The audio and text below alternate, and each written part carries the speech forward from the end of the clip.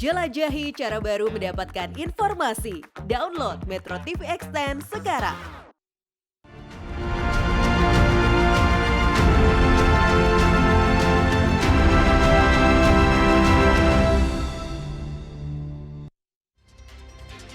Selamat malam pemirsa, mari kita menjauh sejenak dari hiruk-pikuk politik, menjauh dari bermacam polemik.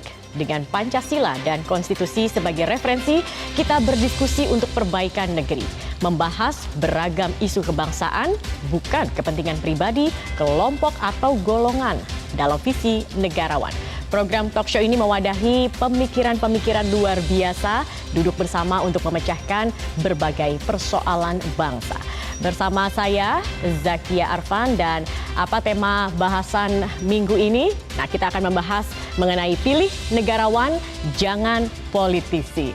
Saya akan langsung memperkenalkan narasumber-narasumber yang sudah hadir pada malam hari ini. Sudah ada Wakil Presiden ke-10 dan ke-12 Republik Indonesia, Bapak Yusuf Kala. Selamat malam, Pak JK. Malam, Zaki. Apa kabar? Alhamdulillah. Alhamdulillah, sehat-sehat. Terima kasih sudah datang malam hari ini, Pak JK.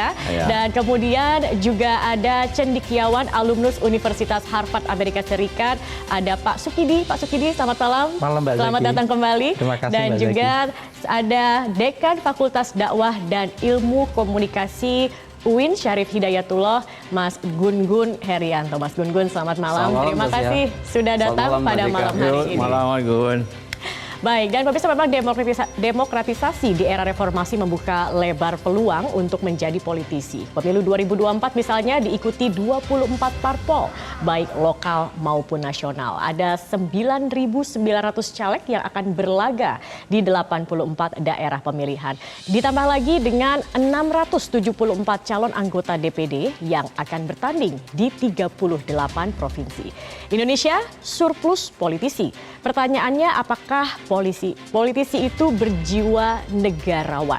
Secara sederhana, politisi mengejar kekuasaan untuk kepentingan kelompok, pribadi, dan juga golongan. Sementara negarawan mengabdikan jiwa raganya untuk kepentingan bangsa dan negara. Politik elektoral menciptakan demokrasi bernuansa kapitalistik.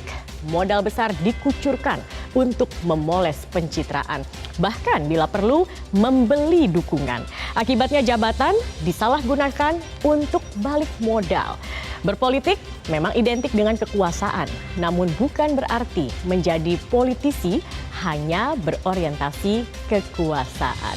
Kita akan langsung membahasnya bersama dengan narasumber-narasumber kita di malam hari ini. Pak JK, tadi kita sudah mendengar sedikit gitu ya Pak ya, bahwa saat ini bisa dikatakan kita surplus politisi, tetapi defisit negarawan begitu Pak. Apa sebenarnya yang terjadi? Mengapa kok sekarang sosok negarawan sepertinya sulit dicari di negeri ini Pak? Ya, terima kasih Zaki. Politisi kan mudah. Yuk, pengurus partai itu kan berarti sudah politisi kan. Anggota DPD, DPR, DPRD, tingkat kedua, begitu Anda sudah politisi karena bergelut dalam politik. Jadi anggota parpol otomatis jadi politisi begitu ya? Iya, itu gampang sekali. Kalau negarawan harus dibuktikan bahwa selama 20 tahun Anda betul-betul, karena begini, politisi itu berpikir tiap 5 tahun, melihat negeri ini tiap 5 tahun. Kalau negarawan melihat negeri ini satu generasi, berjuang itu satu generasi. Jadi, dan itu harus ada pembuktiannya. Kalau politisi ada keanggotaan, ada duduk terpilih, disukai, ada jadi suatu politisi. Tapi belum tentu ada negarawan. Tapi negarawan juga, dia juga bisa dari politisi. Ya. Nah, kemudian bagaimana mengukur Pak, seorang politisi ini memiliki tidak sih jiwa negarawan begitu? Ya dibuktikan bahwa dia seperti Anda katakan tadi, dia berpikir memajukan bangsa ini, dia punya kehendak yang dan terbukti jangan lupa ya. Itu terbukti bahwa selama ini dia memimpin, selama ini dia jadi bupati, gubernur, jadi presiden, apapun dia anggota DPR, dia berpikirannya jernih untuk ke depan, untuk kebaikan bangsa, bukan untuk kepentingan pribadi, kelompok dan sebagainya. Jadi terbalik memang. Buktikan. Jadi butuh waktu untuk menilai orang 20-25 tahun. Jadi tidak bisa Baru instan begitu ya negarawan. Pak Tapi ya? kalau Anda begitu terpilih anggota DPR, Anda sudah politisi kan? Baik, baik Pak JK. Nah ini juga kami ingin membacakan ada polik juga yang tadi kami sudah lakukan. Ini menarik juga ya tadi katakan oleh Pak JK, harus dibuktikan dan ini tidak bisa dalam waktu singkat. Begitu. Harus dibuktikan dengan seiring waktu. Seberapa lama itu membutuhkan proses begitu ya Pak JK. Ya. Tidak ada yang instan untuk menjadi seorang negarawan begitu ya Pak ya. Karena itu kenapa negarawan lebih sedikit dari politisi. Itu wajar saja di mana pun terjadi itu. Oke, baik. Nah, saya ingin Pak Sukidi, salah satu hal mungkin yang penting dalam berpolitik itu kan juga menjaga kebinekaan. Mungkin salah satu nilai dari seorang negarawan adalah memiliki nilai kebinekaan begitu, Pak. Nah, bagaimana kemudian nilai kebinekaan ini sendiri harus diaplikasikan oleh seorang negarawan, Pak? Negarawan saya kira menjiwai bahwa Republik ini memang berdiri tegak di atas fondasi kebinekaan. Yakni satu kesadaran bahwa kita memang berbineka sejak awal, sejak Republik ini berdiri, bahkan jauh sebelum Republik ini berdiri, dan kesadaran kebinekaan itu harus disertai dengan satu pengakuan bahwa perbedaan itu selalu menjadi rahmat untuk semuanya, tidak menjadi biang kerok terhadap polarisasi. Itu pertama, jadi pengakuan bahwa kita memang berbineka, tapi kebinekaan itu tidak untuk disatukan, tapi untuk dirawat dan juga untuk ditumbuh kembangkan agar ini menjadi modal kita untuk membangun bangsa ini. Okay. Yang kedua, kesadaran kebinekaan itu harus juga diwujudkan dalam bentuk politik dengan membangun Indonesia sebagai satu mosaik indah kebinekaan. Salah satu instrumen terpenting dalam membangun mosaik indah kebinekaan adalah dengan mentradisikan satu komitmen pada dialog itu sendiri. Karena kebinekaan itu adalah the language of dialogue and the language of encounter. Jadi kebinekaan itu sebenarnya bahasanya adalah bahasa dialog, bahasa perjumpaan, bahasa respect satu sama lain. Okay. Karena itu perbedaan itu tidak bisa disikapi dengan sikap amarah, sikap curiga, sikap prasangka, sikap prejudice, tapi harus disertai dengan sikap yang ingin saya sebut sebagai the ethic of mutual respect. Sikap untuk memberikan respect satu sama lain secara setara karena kesadaran bahwa kita semua memang setara. Dan karena itu sikap respect itu tiada batas satu sama lain. Oke, baik. Nanti kita akan lanjutkan lagi, Mas Gun-Gun, tapi kita harus melihat dulu ini kami sudah melakukan juga jejak pendapat sederhana melalui media sosial. Nah, ini terkait dengan kekhawatiran akan polarisasi yang tadi juga sempat disebutkan begitu oleh Pak Sukidi begitu ya Pak ya. Jadi mayoritas responden ini menyatakan khawatir polarisasi akan terulang dalam pemilu serentak 2024 ini.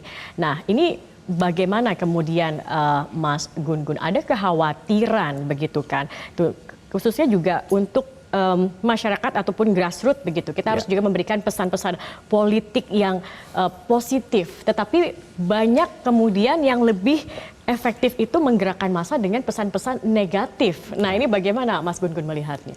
Ya, ini memang menyangkut tanggung jawab ya, menyangkut tanggung jawab politik, tanggung jawab sosial. Pertama itu menurut saya figur ya. Kenapa? Karena dia akan memengaruhi halayak luas. Contoh misal opinion maker, opinion leader termasuk para kandidat dan tim sukses. Resonansi pesan itu kan tidak hanya ada di media mainstream tapi juga di sosial media. Oleh karena itu maka diseminasi gagasan positif itu harus jauh lebih bergaung dibanding kemudian hoax, hate speech, cyberbullying misalnya dan lain sebagainya yang kemudian bisa membuat masyarakat itu terbelah. Yang awalnya terbelah semakin dalam keterbelahannya dan itu akhirnya kemudian kemajemukan yang tadi dibahas Mas Sukidi dan Pak JK itu akhirnya kemudian menjadi utopia kan. Padahal kemajemukan itu sebenarnya adalah realitas yang harus kita jaga. Maka kemudian figur juga harus memastikan bahwa ketika misalnya dia memberikan pesan itu juga sampai ke grassroots, menjaga kepentingan jangka panjang Indonesia. Karena apa? Kontestasi elektoral itu kan 5 tahunan. Tetapi keindonesiaan harus berdiri melampaui itu.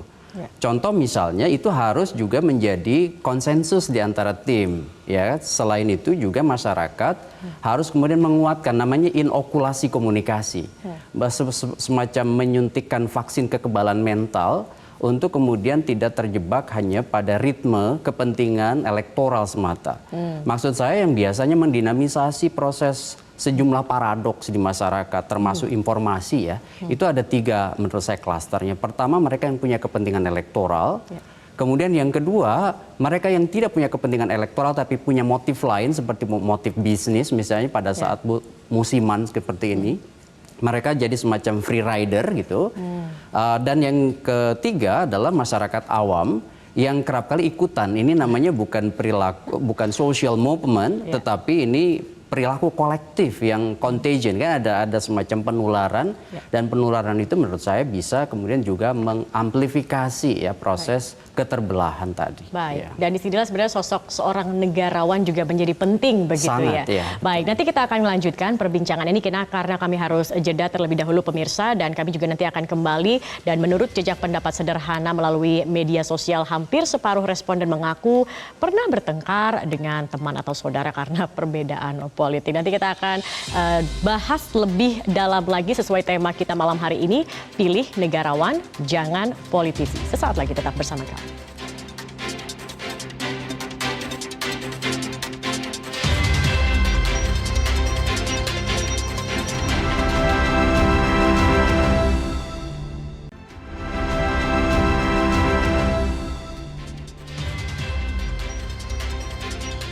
Baik, kita akan kembali berbincang dalam visi negarawan.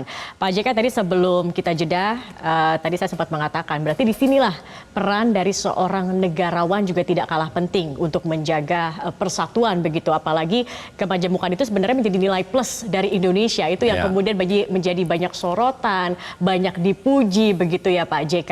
Pak JK mungkin bisa berbagi kisah juga dengan kami, dengan pemirsa, bagaimana Pak JK sebagai seorang negarawan yang saat ini sudah langka begitu tadi ya, bisa mencegah konflik kepentingan itu Pak JK?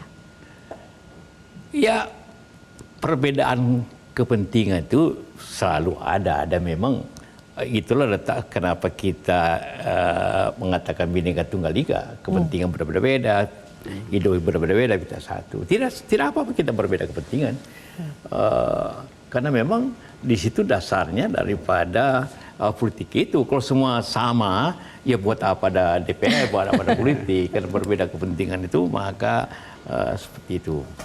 Tetapi bagaimanapun juga dia berpikir kepentingan itu apa. Sekarang katakanlah kondisi sekarang pemerintah kerja, ya kenapa? Untuk kemajuan nasional. Ada ingin perubahan untuk apa? Tujuannya apa, gitu kan? Sama. Jadi sekali lagi kepentingan itu berbeda, kepentingan selalu ada. Cuma jangan perbedaan kepentingan itu jangan menjadi konflik, biar menjadi perdebatan. Nah, meredam itu bagaimana meredam konflik begitu Pak? Ya tentu masing-masing memberikan pemahaman bahwa ya tentang persatuan itu dan tentang bagaimana kepentingan kita, jangan karena kepentingan kita merusak kepentingan orang, gitu kan. Jadi harus selalu ada kompromistis sebenarnya, dikompromikan, ada win-win solution yang diajak begitu. Karena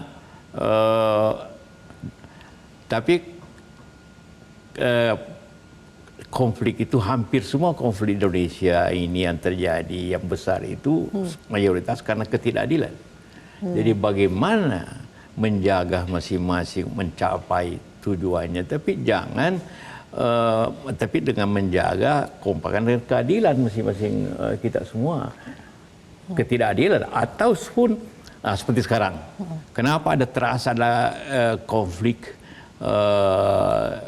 kepentingan? Itu biasa saja. Kenapa menjadi keras pada saya 3 kali ikut pemilu, ya, 2004, 2009, 2014, 2 kali menang, 1 kali kalah kan, ya. Dan semua terasa berjalan dengan baik, terutama pada zaman Ibu Mega yang pertama. Ya. Kenapa? Karena tidak memakai kekuatan aparat untuk menjaga pertarungan kepentingan itu, artinya pemilu kan. Ya. Kepentingan itu. Karena pemilu pertarungan kepentingan. Seperti itu. Nah, Baik. tidak ada campur tangan, tidak mengarahkan kepada aman lah semuanya. Oke. Saya mencari Presiden kita ketemu untuk dengan SBY cuma 1 jam. Okay. Wah, ya oke, Bapak Presiden saya wapres, oke jabat tangan, selesai. Tidak ada pembicaraan, tidak ada perdebatan berhari-hari, berbulan-bulan Oke. sekarang. Baik. Kan Jadi kepentingan selalu ada. Oke. Sekarang baru mencari wapres saja sudah berbulan-bulan bertengkar kemana dan saling ingin berkonflik. Bayangkan itu. Inilah pemilih yang paling ruwet dan paling meresahkan dan paling menjebalkan. Baru mencari begitu ya Pak, sudah ramai. Karena tidak Oke. ada yang kepentingan itu ditabrakkan dengan kepentingan Baik. lain dan dipaksakan kepentingan itu. Oke, jadi tadi satu kuncinya adalah untuk meredam konflik, salah satunya adalah bagaimana menjaga keadilan, bisa memberikan keadilan terutama bagi masyarakat. Oleh pemerintah. Oke. Dia berkuasa. Oke, baik Pak JK. Saya ingin ke Pak Sukidi. Pak Sukidi, Machiavelli memisahkan antara etika dan juga realitas politik begitu ya. Kemudian apakah pengabaian etika saat ini semakin meluas dalam politik praktis Indonesia? Bagaimana Anda melihatnya? Saya kira betul Mbak Zaki bahwa politik itu berjalan tanpa etika luhur yang diwariskan oleh para pendiri Republik ini. Saya kira kita perlu meneladani bagaimana para pendiri Republik ini berpolitik dengan spirit dan etika yang beradab, yang selalu mengedepankan aspek-aspek kemanusiaan, aspek musyawarah, aspek kebersamaan dalam membangun Republik ini, dan terutama aspek persatuan itu sendiri.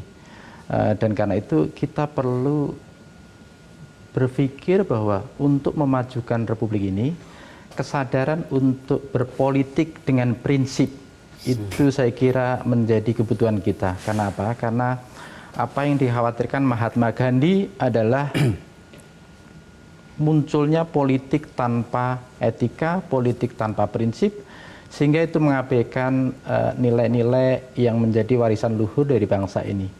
Untuk itu ke depan, dan saya kira ini pada momentum pemilu ini, kita harus menumbuhkan satu kesadaran bahwa etika dan moral harus menjadi panduan kita semuanya untuk menata Republik ini. Agar apa? Agar kita memiliki satu panduan moral untuk membedakan mana yang baik dan mana yang benar, mana yang salah dan mana yang benar, sehingga bangsa ini tidak tumbuh menjadi satu bangsa tanpa karakter, menjadi satu bangsa tanpa jiwa. Kita membutuhkan bahwa bangsa ini tumbuh dengan karakter yang kuat. Karena tidak ada negara maju dimanapun tanpa ditopang dengan fondasi dan karakter yang kuat. Karena itu kita harus selalu menumbuhkan pentingnya pendidikan karakter, pendidikan budi pekerti, keteladanan moral di ruang publik, agar itu menjadi contoh yang baik bagi generasi muda.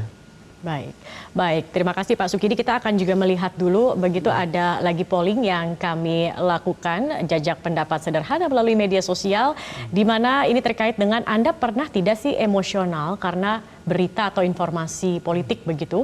Ternyata mayoritas responden ini menyatakan pernah terpancing emosinya akibat berita atau informasi politik begitu. Nah, nih Mas Gun-Gun. Jadi ada yang mengatakan sebenarnya masyarakat justru lebih tertarik pada politik yang syarat gimmick dan intrik. Jadi mungkin kalau yang Pak JK bilang tadi ini baru baca wapres kok sudah ribut begitu. Nah, itu mungkin lebih dimakan begitu ketimbang adu gagasan, adu program. Nah, kalau Mas Gun-Gun sendiri melihatnya memang begitukah yang terjadi saat ini?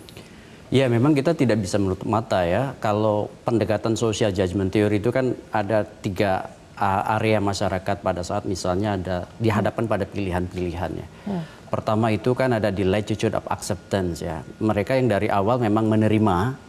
Kemudian yang kedua itu yang mereka yang menolak. Kemudian yang ketiga itu yang non-commitment.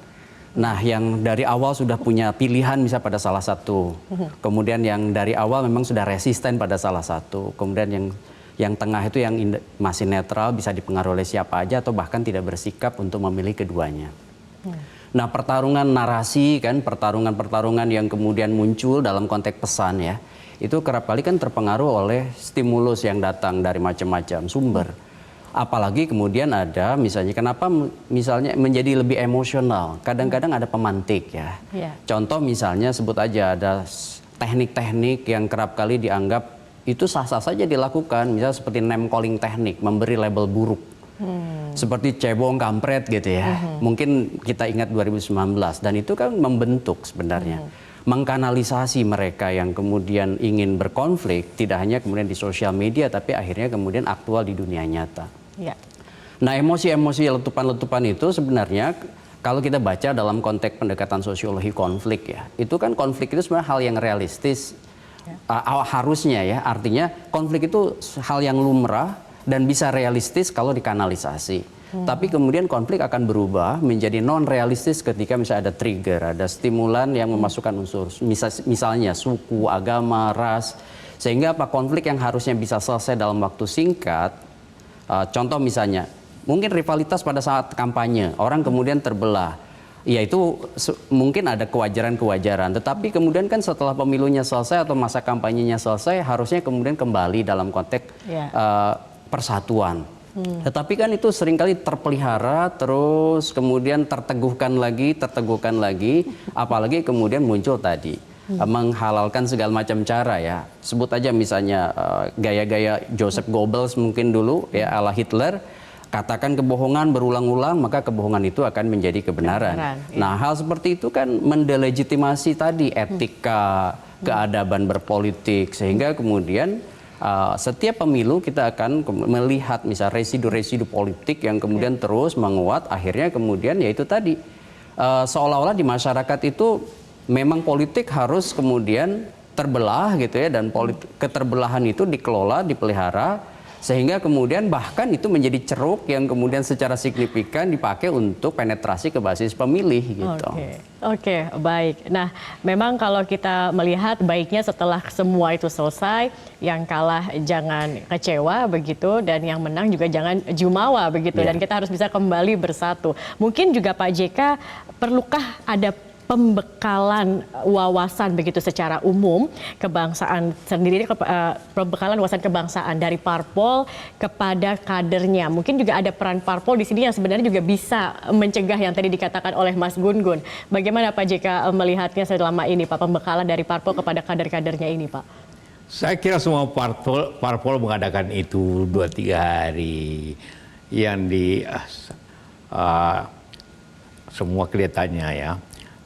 Tapi bukan itu juga. Ini memang kondisi kita politik, ekonomi mengalami masalah pada dewasa ini. Kita bicara tadi politik. Memang politik itu sekarang menjadi 3. Ada politik yang beretika seperti tadi, itu ideal sekali.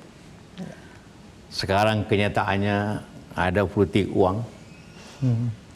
Sekarang terakhir politik hukum, penjara.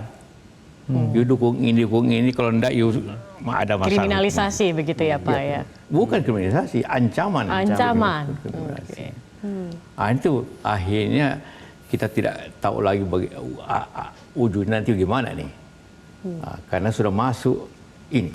Ini yang menyebabkan masalah politik itu akhirnya orang tidak lagi berbicara tentang kejujuran, tidak lagi berbicara tentang etik yang baik, saling menghargai.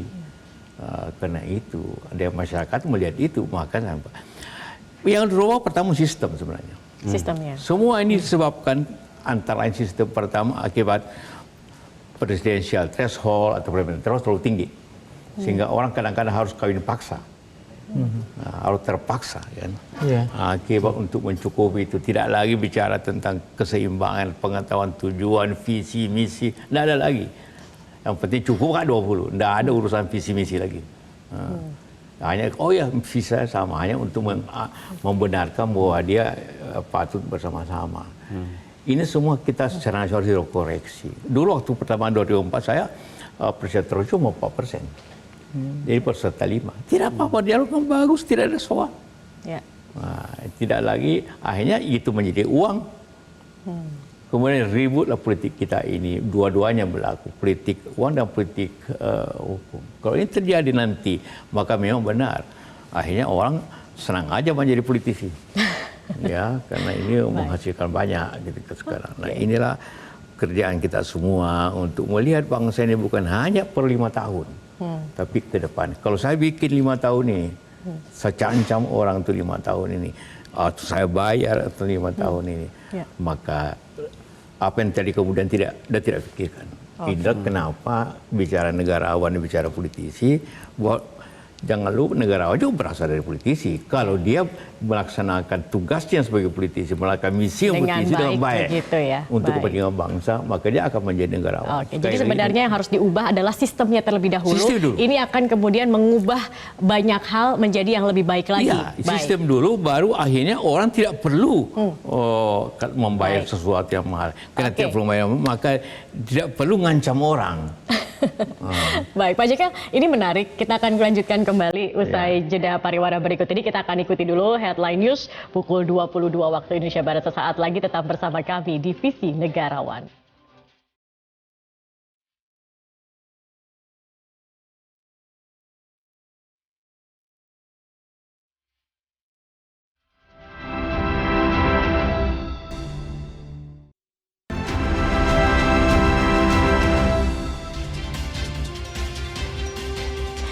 Terima kasih Anda masih bersama kami di Visi Negarawan. Pemirsa, menjadi politisi semestinya merupakan ladang pengabdian untuk bangsa dan negara. Kalaupun ada sikap keberpihakan, tujuannya untuk membantu masyarakat yang rentan, bukan untuk memuaskan hasrat kekuasaan.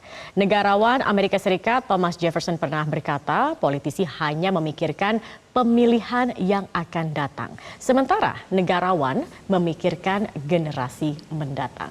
Kita tidak butuh politisi yang berpandangan sempit, yang dibutuhkan politisi dengan wawasan kebangsaan. Kita juga tidak butuh politisi yang mengejar kepentingan pribadi, keluarga, atau sekelompok ataupun juga kelompoknya saja semata. Nah, kita akan melanjutkan diskusi malam ini, pilih negarawan, jangan politisasi. Pak JK, ada kesan begitu ya bahwa pendidikan politik itu diserahkan kepada partai politik saja. Nah, di mana sebenarnya peran negara, Pak JK, dalam hal pendidikan politik, Pak? Kalau pendidikan politik itu memang sulit juga. Kalau apakah itu hanya ceramah, apakah itu hanya tapi yang paling penting kan sebenarnya tujuan kita berpolitik itu yang harus seperti kita bicarakan selama ini. Kan situasi politik itu situasional kadang-kadang ya. Politik juga seperti itu.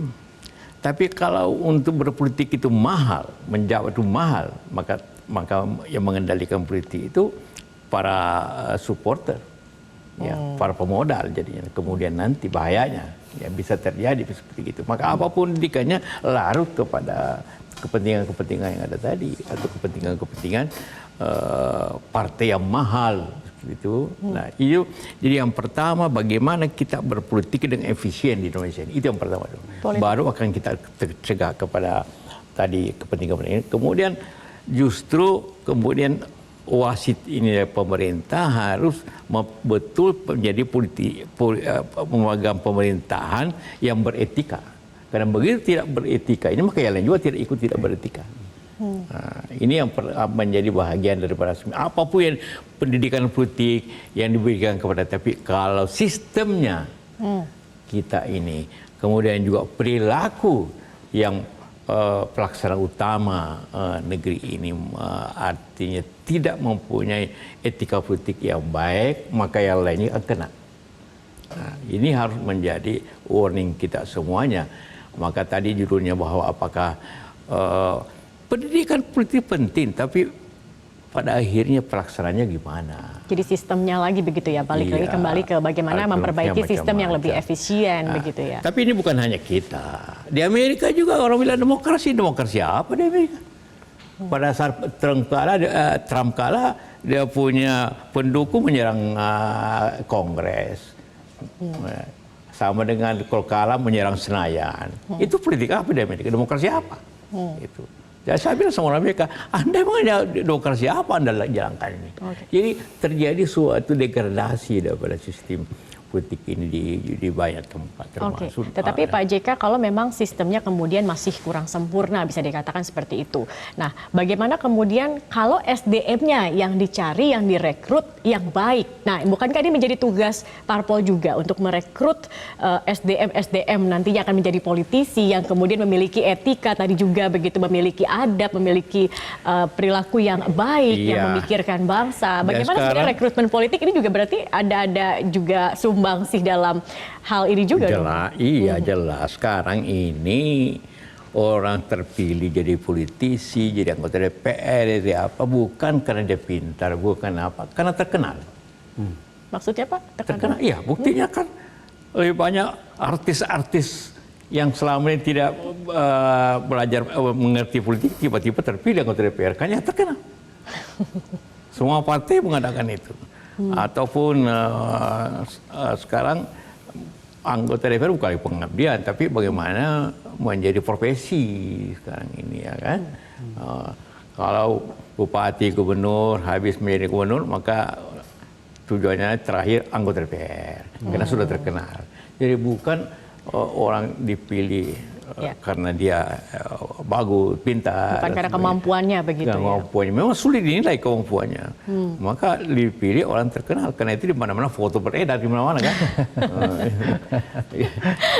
Jadi gimana ini? Memang bingung juga. Tapi inti pokoknya bagaimana pemerintah atau yang negara memberi contoh yang baik. Kemudian punya sanksi sosial masyarakat begini. Dan orang juga berani mengkoreksi yang ada ini. Kalau semua ingin menurut, yang kedua lembaga-lembaga pemerintah, lembaga hukum jangan ikut mendukung yang menurut etika politik hukum tidak benar. Kan? Baik Pak JK. Pak JK, kita lihat juga ini ada jajak pendapat yang sudah kami lakukan juga di media sosial pemirsa mengenai pendidikan politik bagi masyarakat. Kita lihat hasilnya. Nah, di sini mayoritas responden merasa belum mendapat pendidikan politik yang cukup. Nah, ini ada 67% yang merasa belum, hanya 33% yang merasa sudah. Nah, Pak Sukidi, bagaimana Anda melihat dari hasil polling ini dan juga menilai kedewasaan berpolitik di Indonesia, Pak? Saya melihat bahwa politisi kita tidak cukup matang dalam berpolitik. Mereka lebih berpikir tentang ego dirinya sendiri, keluarganya, dan partainya, dan kurang memperhatikan apa yang disebut oleh Pak JK tentang generasi yang akan datang. Karena itu saya kira perlu kita menumbuhkan satu kedewasaan politik yang ditandai untuk berpikir lintas generasi. Dan saya kira ini ciri utama dari seorang negarawan, bahwa apa yang dia letakkan itu adalah untuk kebaikan generasi yang akan datang. Misalnya bahwa seorang negarawan itu lebih memberikan penekanan pada investasi pada modal manusia.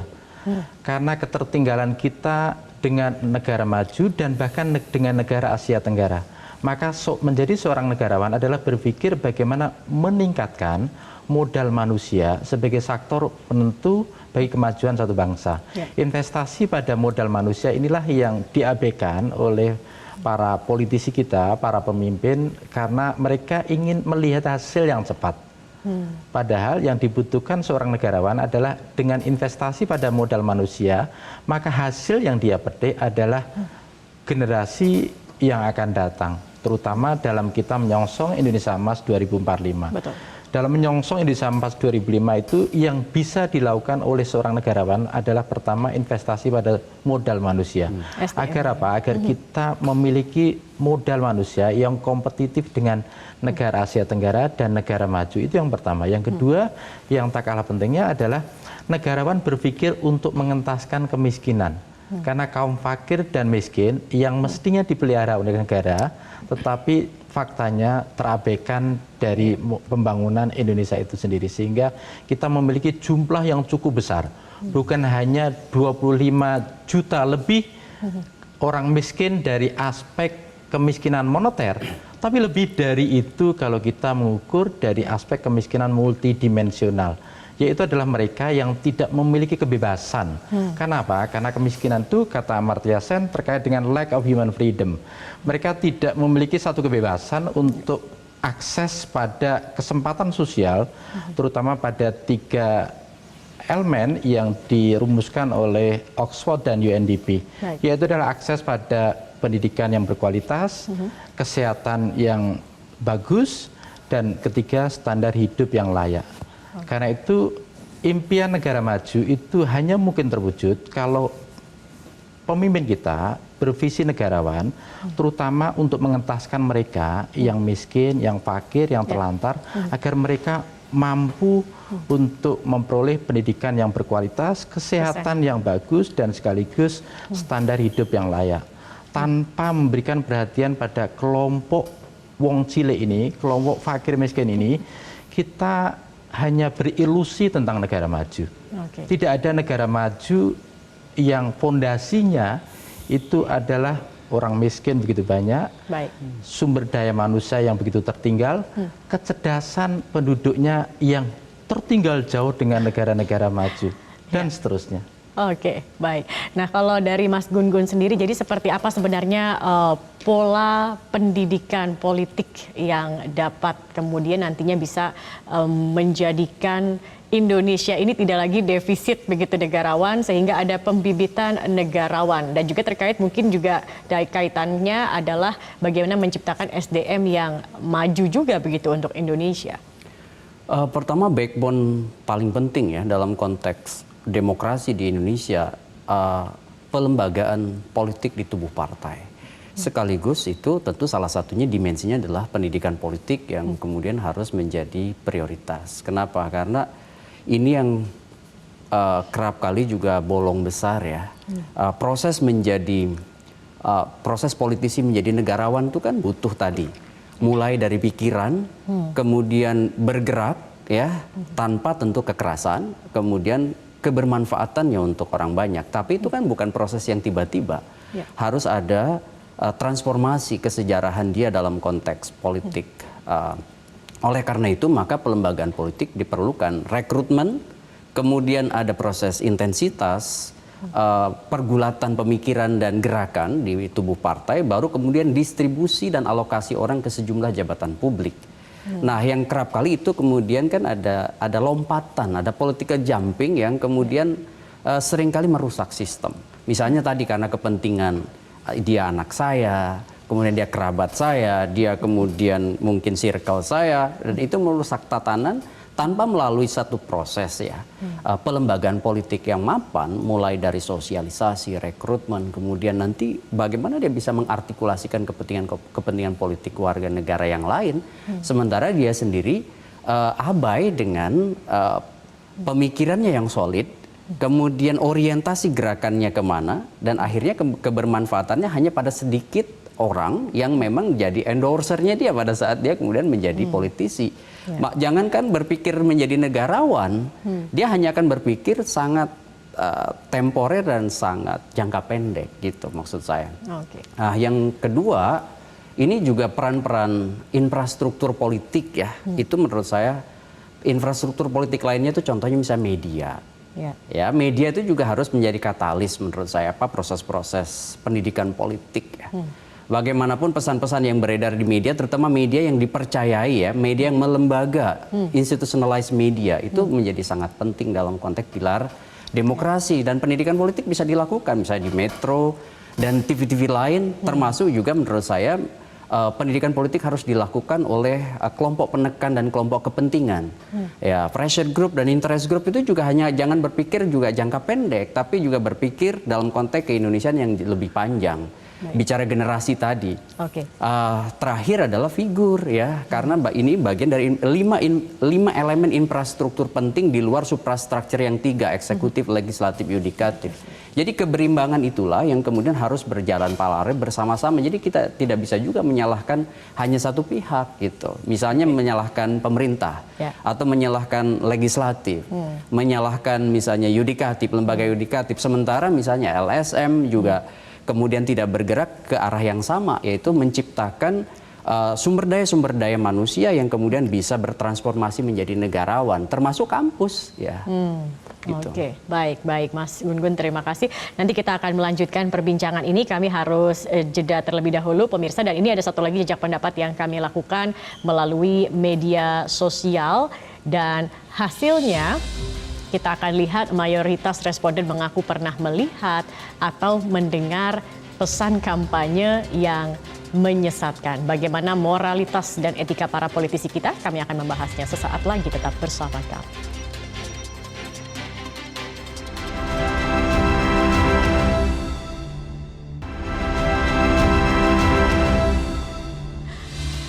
Baik pemirsa, kami langsung akan melihat jajak pendapat melalui media sosial. Kita akan lihat ini menghasilkan mayoritas responden ini terkait dengan apakah politisi ini memberi keteladanan dalam berpolitik atau tidak begitu. Nah, ini kita lihat hasilnya 62% mengatakan tidak. Jadi para politisi ini tidak memberikan contoh perilaku politik yang baik. Hanya 38% yang mengatakan iya. Nah, ini terkait menjadi tauladan begitu ya, memberikan contoh Pak JK. Kalau Pak JK, pandangan Bapak sendiri mengenai sistem politik kita yang juga sering disebut memicu pragmatisme, Pak JK, bagaimana ini? Ya itu, ada 2 cara orang mengerti politik, atau pertama dari belajar, tapi itu kan sangat umum aja. Sekiranya itu benar, berarti alumni Fakultas FISIP itu semua yang menjadi politisi yang baik. Itu belum tentu juga kan. Tapi yang lebih banyak justru contoh dari perilaku yang ada atau sebelumnya. Dan juga akhirnya seperti saya ulangi lagi, sistem yang menyebabkan hal itu terjadi, ya kan? Jadi memang ada sesuatu yang kita harus rubah, sadari dengan baik kenapa jalannya politik kita seperti begini, gitu kan? Dan itu merepotkan semua. Jadi seperti saya katakan tadi, untuk mencapai saja siapa wapresnya sudah butuh waktu lebih setahun. Belum ada yang pas, sudah setahun ini proses. Bayangkan itu, apalagi nanti memilih presidennya, prosesnya setahun untuk prosesnya. Kedua, ya orang semua pragmatisme karena orang juga terpilih karena pragmatisme. Kalau Anda ingin jabatan anggota DPR, ingin jadi bupati, ingin jadi gubernur, mesti Anda punya modal yang cukup besar. Karena yang rakyat juga diajar untuk menjadi pragmatis. Dia kasih amplop kemana-mana. Nah, untuk mendapat isi amplop itu dari mana lagi? Pragmatis lagi. Akhirnya kata-kata pragmatis semua. Jadi kita mendapatkanlah nanti bahayanya kalau ini tidak disadari dan dirubah. Bahwa nanti semuanya yang mau menjadi politisi, menjadi pejabat, semua orang yang mampu semua. Bukan lagi orang yang kemampuan ke leadershipnya. Ini bahaya, nanti akan kita ketemu seperti itu. Maka negeri ini akan cepat akan terjadi penurunan karena diberikan contoh. Saya sama dengan keluarga. Kalau bapaknya, ibunya bertengkar terus tiap hari dan juga memperlakukan tidak adil lananya, maka anaknya juga akan begitu. Itu politik sekarang kayak gini begitu. Maka pemimpin yang sekarang memberikan contoh yang baik supaya berpolitik itu kan etika yang kita setuju bersama, demokrasi yang setuju kita setuju pertama. Jangan dipakai macam-macam. Politiklah beretika. Jangan memakai politik uang dan jangan memakai politik penjara. Kalau itu terjadi akan dididik lagi yang baru nanti. Seperti ini yang kita hadapi masa depan yang berbahaya. Kalau Oke, kita berikanlah tidak sadar contoh yang baik begitu ya Pak JK ya. Baik. Dan masyarakat akan melihat dan juga bisa membawa perubahan dalam dunia politik di Indonesia. Iya. Gitu. Baik, Pak Gun-Gun, Mas Gun-Gun, bagaimana Mas Gun-Gun? Ini kita sudah di segmen terakhir dari apa yang sudah kita bicarakan. Kita saat ini mencari bagaimana bisa menghasilkan negarawan, tidak hanya sekedar politisi. Tadi Pak JK sudah mengatakan harus memberi contoh. Nah, bagaimana kemudian nantinya masyarakat juga akhirnya tidak memiliki pilihan bahwa oh inilah sosok negarawan, inilah yang bisa membawa Indonesia menjadi lebih baik lagi begitu. Ya memang keteladanan ini menjadi penting ya. Kenapa? Karena ini menjadi role model di tengah masyarakat yang tadi defisit negarawan. Maka figur itu menjadi sangat penting memengaruhi. Para politisi memang harus punya intensi, punya niat untuk kemudian membawa republik ini bahwa kompetisi itu lumrah adanya 5 tahunan, tetapi kemudian harus punya intensi untuk melampaui itu. Oleh karena itu maka menurut saya butuh yang beberapa hal yang perlu dilakukan. Pertama itu menciptakan atmosfer. Ya, atmosfer itu termasuk sistem di dalamnya. Kenapa? Karena kalau kemudian kekuasaan misalnya hanya untuk sesuatu yang sifatnya pragmatis jangka pendek akan rusak juga. Kekuasaan itu untuk kemudian mensejahterakan banyak orang, untuk menumbuhkan rasio yang berpihak kepada kepentingan emansipatoris. Dan dalam konteks itulah maka menurut saya kehadiran negara itu harus melampaui kepentingan pragmatisme parsial kekelompokan. Makanya disebut dengan negara. Dan orang yang kemudian mendedikasikan diri untuk itu menjadi negarawan. Nah, di situ menurut saya pentingnya hadir intensi itu sekaligus ada komitmen yang disebut dengan niat baik, goodwill, dan niat politik, political will. Kenapa? Karena mereka bekerja untuk memberikan legacy. Seperti misalnya Pak JK menjadi rekonsiliator misalnya, atau melakukan resolusi konflik dalam banyak event. Nah, itu kan menjadi contoh bahwa apa yang didedikasikan untuk republik ini, misalnya kasus GAM dulu, atau misalnya MOU Helsinki misalnya, atau mungkin praktek-praktek lain. Jangan sampai ketika misalnya kericuhan di ruang publik ini justru dipicu atau bahkan diteguhkan oleh yang seharusnya menjadi role model positif. Jadi contoh nyata itu yang harus kemudian ditunjukkan begitu oleh seorang negarawan. Terakhir, Pak Sukidi. Ya, pertama keteladanan ini harus diwujudkan dalam tindakan sehari-hari. Pertama adalah keteladanan dalam berbicara, terutama untuk mengakhiri satu hipokrisi kita dalam penyelenggaraan negara, dalam kehidupan bermasyarakat. Karena terlampau banyak kita berhipokrit, berdusta tentang apa yang diucapkan secara lisan dengan apa yang dilakukan. Dan saya kira hipokrisi inilah tantangan terbesar kita untuk mewujudkan satu Indonesia yang disertai dengan keteladanan itu. Dan keteladanan dalam bentuk lain harus selalu diwujudkan dalam bentuk tutur kata yang santun. Ini penting sekali, karena apa? Karena kita menghadapi satu situasi di mana masyarakat saling mencemooh satu sama lain, memberikan prasangka, menebar kebencian satu sama lain. Karena itu keteladanan itu diwujudkan dalam sikap tutur kata yang santun dan sikap saling memberikan respek satu sama lain secara setara.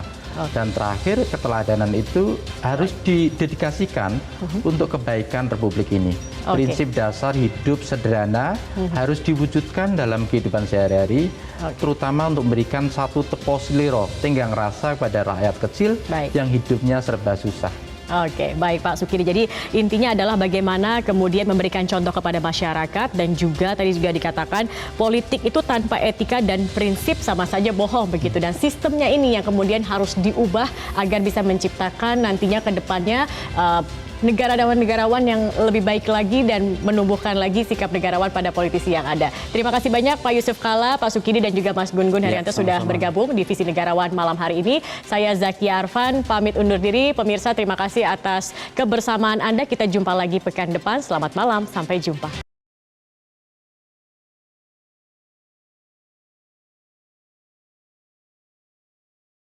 Cara mudah mendapatkan informasi dengan satu sentuhan jari. Download Metro TV Extend.